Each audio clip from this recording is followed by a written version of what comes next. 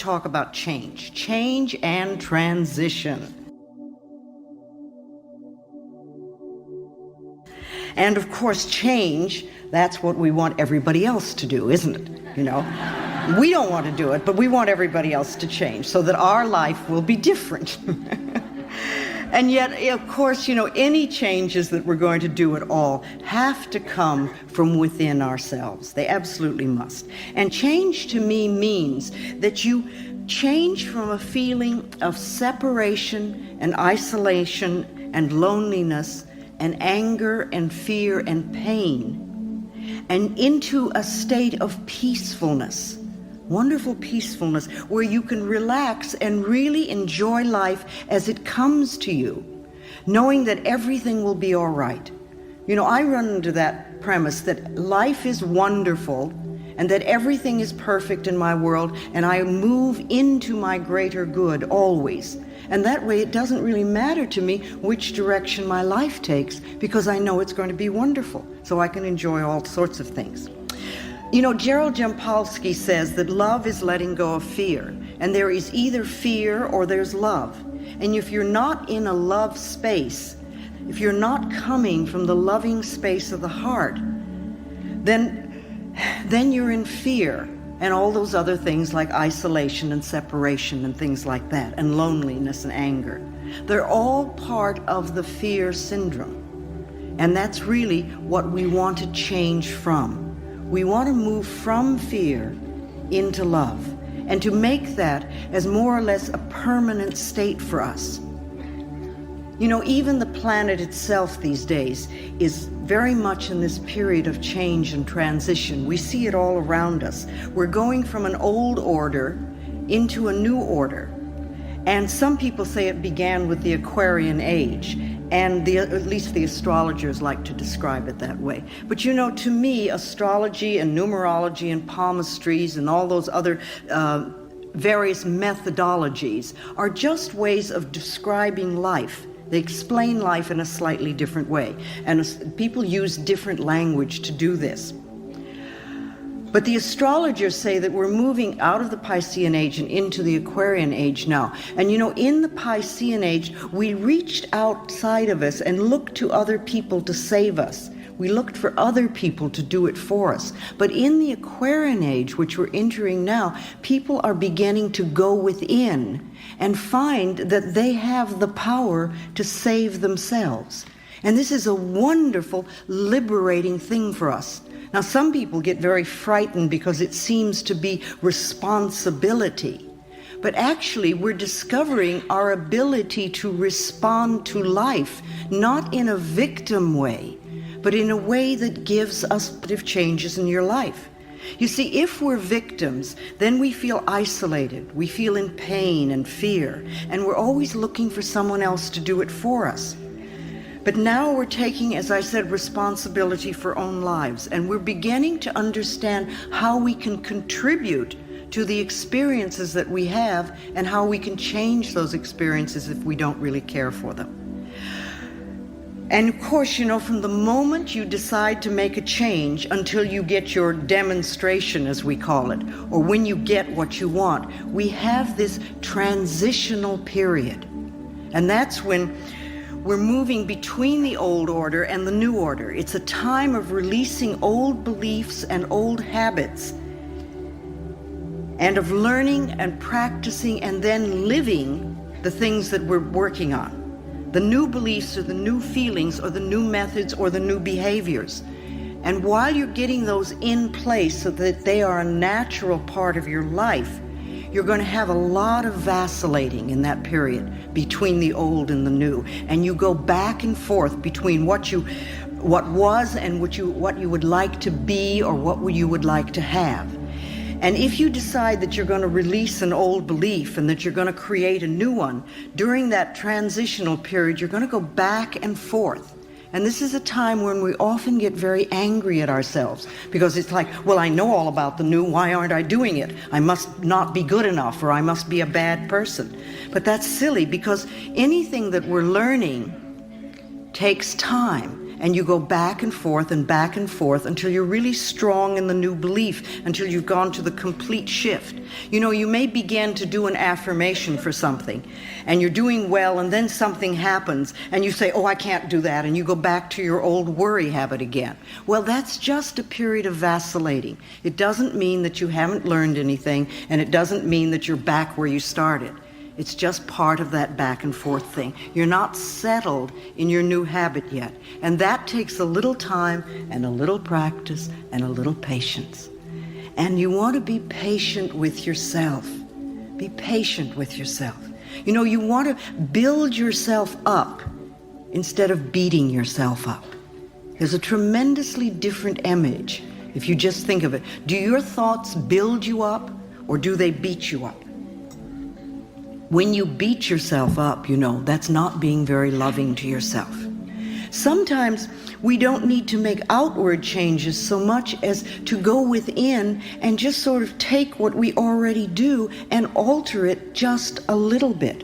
Somebody was saying to me tonight that they were thinking about a new apartment and they were worrying that there wouldn't be enough money. And I said, well, why don't you start affirming there will be lots of money? And you know, it's just like a tiny little thing, and you almost change 2 words. But it's a small way of changing the way you look at a particular situation. Somebody was asking me, saying that they were in a lot of pain. And, you know, they kept using the word pain so much. And they said, is there another word that I could use? And I thought of the time that I smashed my finger with a window.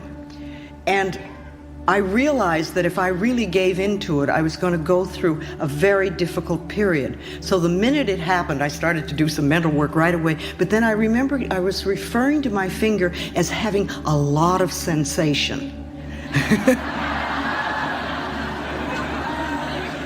And it did. It had a lot of sensation. And you know, by insisting upon viewing it in that particular way, to me, I think helped it heal much quicker and helped me handle what could have been an incredibly painful thing. Because I knew that if I could alter my mind, it would be better. If we can just alter the way we think just a little bit. So those of us who want to change, we're moving from an old order to a new order. And lots of things are happening on this planet. I don't think things on the planet are so very different than they used to be, but we seem to be more aware of things. I see things in the paper all the time and I think, oh my goodness, are we really doing that? And then as I continue to read, it seems like we've been doing it for a long time, but it's coming to the surface. We seem to see more negativity. But you know, if you want to clean your own mental house, if you decide to work on yourself and you're going to go inside, you have to look and see what is there. You have to look and see what your beliefs are so you know what to change. You can't clean out the negativity if you don't see it. If you're going to clean your own house, it's the same thing. You have to look around and see where the dirt is. You have to pick things up and dust them and look around and polish them or throw them out or replace them. But you have to see what's there. And if we're going to make a big transitional phase on this planet and really help to heal this planet, we're going to have to look and see what's occurring here. We're going to have to see what's happening and to uncover the negativity. And the things that have been hidden for a long time are going to come to the surface. And I think that part of this transitional phase that we're going through, I think part of the catalyst for this is this crisis called AIDS. You know, I really want to help create a world where it's safe for us to love each other. That's all, just to love each other. A world where we can be loved and accepted exactly as we are. That's what you wanted when you were a little child. When you were little, you wanted to be loved just as you were, even if you were too skinny or too heavy, or if you weren't smart enough, or you weren't like the person across the street, or maybe you were scared, but you still wanted to be loved. And it's the same thing we're all looking for now, only we're not going to get this love and acceptance from other people unless we can give it to ourselves. When we feel good enough to be loved, then others will love and accept us too. It's really that simple. I think that we come to this planet to learn and to practice unconditional love. And it's not always an easy thing to do, but I think that's what we've come here for.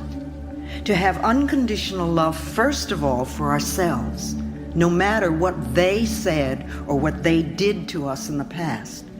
And also to give that same unconditional love to other people, to just allow them to be who they are, and to get rid of this them and us, because it's not them and us, it's all us. And we need to know that. And if we're going to heal this planet, we have to know it's all us. And there are no groups that are expendable, and there are no groups that are less than. There may be many people who are in so much pain that they're being harmful to other people. But you know, if we can understand that acts of violence come from a person who was a traumatized child. Now, this is not to condone people who do violent things, but to understand that if we want to change them, if you want people to become loving and peaceful, then you have to teach them to come from a loving space of the heart. And you're not going to teach them that if you don't know how to do it yourself. You don't create wars and kill people. You don't beat people. You don't throw people into prisons or torture them or do things like that. You teach them to forgive and to love themselves so they'll never do those violent things again. Because you realize that people who love themselves cannot hurt themselves, and they cannot hurt another person. And to me, that's the answer to world peace and harmony and all sorts of wonderful things. So to help as many people as possible learn to love who they are, it's very simple. That's my work in this world, is to help people love themselves, to love ourselves so that we can get to this new order of what I see as unconditional love and peace and plenty for everyone. And I know that it's possible if we can just get the nonsense out of the way. I believe that when we leave the planet, the only thing we take with us is our capacity to love. We take our capacity to love with us, and that's all. We don't take our relationships. We don't take our automobiles or our bank accounts or our jobs. We take our capacity to love. And we have many, many opportunities to open our hearts on a much deeper level than we have.